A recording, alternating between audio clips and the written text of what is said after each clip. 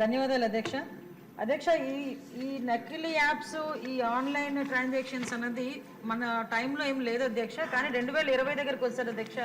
Covid అన్నది వచ్చిన తర్వాత, కోవిడ్ వచ్చిన తర్వాత ఫైనాన్షియల్గా చాలామంది క్రైసిస్ని బేస్ చేసుకుని దాన్ని కూడా ఎన్కేష్ చేసుకోవడానికి క్రైమ్ అన్నది కొత్త పుంతలు తొక్కింది అని చెప్పడానికి ఇది ఒక ఉదాహరణగా మనం చెప్పొచ్చు అధ్యక్ష.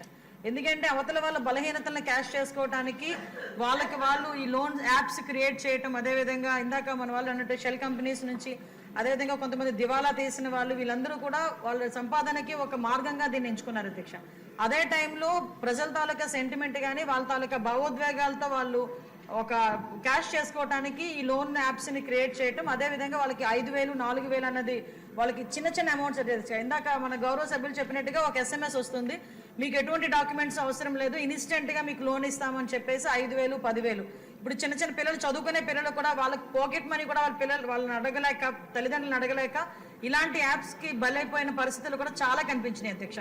ఇటువంటి సందర్భంలో అధ్యక్ష వాళ్ళకి ఆ యాప్ వచ్చిన తర్వాత ఇంకా వాళ్ళకి వెంటనే ఒక నోటిఫికేషన్ వచ్చేస్తుంది, వాళ్ళు ఎగ్రీ కొడతారు అధ్యక్ష. ఎగ్రీ కొట్టిన వెంటనే వీళ్ళ కాంటాక్ట్స్ అన్ని వాళ్ళ హ్యాండ్ ఓవర్లోకి వెళ్ళిపోతాయి, వీళ్ళ గ్యాలరీ మొత్తం వాళ్ళ హ్యాండ్ ఓవర్లోకి వెళ్ళిపోతుంది. సో ఇందాక మన గౌరవ సభ్యురాలు చెప్పినట్టు 3,000 నుంచి 3 లక్షల వరకు ఆగిపోయిందండి. ఇంకా అదృష్టం అధ్యక్ష. ఒక్కసారి కనుక లోన్ యాప్ లో డబ్బులు తీసుకుంటే వారికి చావైన సరైన అధ్యక్ష.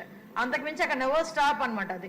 ఎందుకంటే వాళ్ళు అడుగుతూనే ఉంటారు, అడిగింది ఇవ్వకపోతే, టైంకి ఇవ్వకపోతే వెంటనే కాంటాక్ట్ లిస్ట్ లో ఉన్న వాళ్ళందరికీ ఈ ఎంఐ పోలీసులకు దొరికారని, తప్పుడు పనులు చేస్తూ పోలీసులకు దొరికారనో, మార్పుడు ఫొటోస్ పలానా వాళ్ళకి పంపిస్తామని ఇది తట్టుకోలేక చాలా మంది సూసైడ్ చేసుకున్న పరిస్థితి కూడా కనిపిస్తుంది.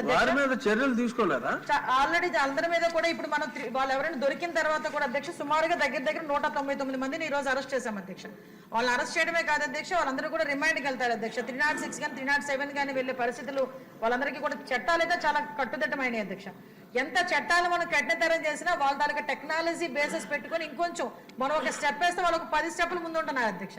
ఆఖరికి ఇలాంటి లోన్ యాప్ లో కానీ సైబర్ క్రైమ్ లో కానీ బలైపోతున్న వాళ్ళు, చదువు లేని వాళ్ళు బలైపోయారంటే ఒక అర్థం ఉంది అధ్యక్ష.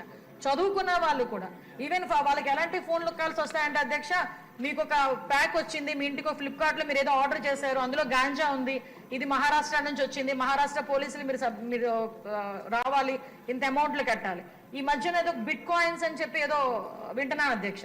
అదొకటి, అది పెద్ద స్కామ్. డాక్టర్లు సైబర్ క్రైమ్ దీని మీద రేపు చేయాలి అధ్యక్ష. దీని మీద ఒక చర్చ జరగాలి, జనాలు కూడా అవేర్నెస్, ప్రజలు కూడా అవేర్నెస్ క్రియేట్ అవ్వాలి. కాబట్టి దానికి మీరు అనుమతించినందుకు ప్రత్యేకంగా మీకు ధన్యవాదాలు తెలియజేసుకుంటున్నాను అధ్యక్ష.